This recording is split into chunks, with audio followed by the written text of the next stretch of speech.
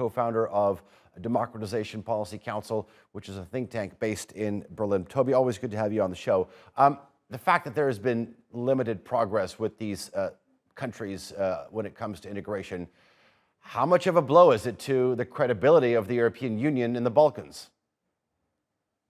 Well, of course, this lack of progress is not something that we're just noticing now. This has been, happening gradually over many years.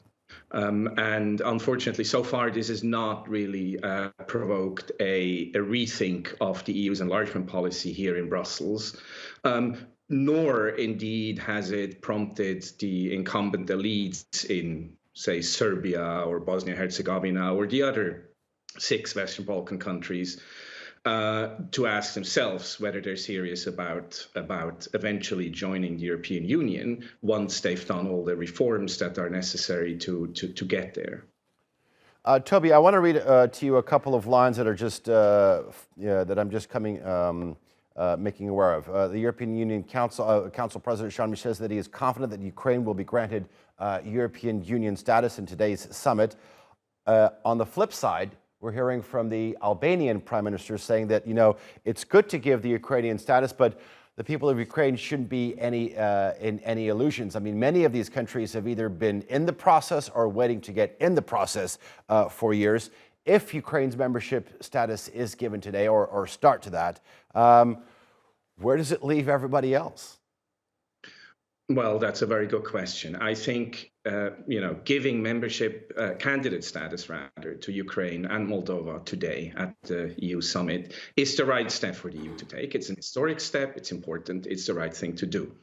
At the same time, the EU leaders that are assembled here today will have to ask themselves whether they actually mean it, whether they're serious about these countries eventually, after all the reforms and so on and so forth, joining the European Union. And I think there, the Western Balkan countries certainly have a right to feel left out.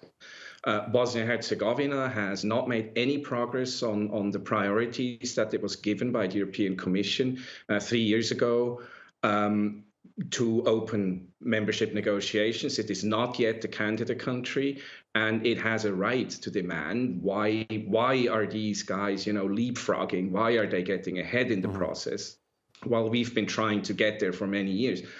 At the same time, it's important to recognize that there are very specific reasons why no progress has been made domestically. So it's really both sides that I think need to take this opportunity to take a very hard look at their relationship and try to articulate what it is that they want from each other and be serious about actually achieving that. Toby, I mean, this decision could have serious geopolitical repercussions. In terms of action, reaction, I mean, will this feeling of being left out, as you mentioned, perhaps push these countries that have been left behind closer to Russia? Well, Russia has certainly been quite good at exploiting the policy vacuum, really, that the European Union has left, and the United States as well, to be fair, has left in the Western Balkans. So I think, this is not necessarily a sign of Russian strength as much as of EU weakness in this particular neighborhood. I don't think that there will be a sort of an immediate backlash, if you will, pushing these countries further into the Russian camp.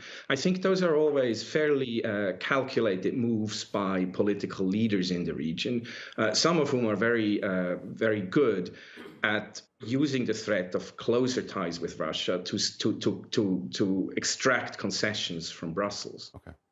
All right, Toby Vogel, political analyst, thank you very much for joining us here on TRT World's News Hour. Do appreciate the analysis.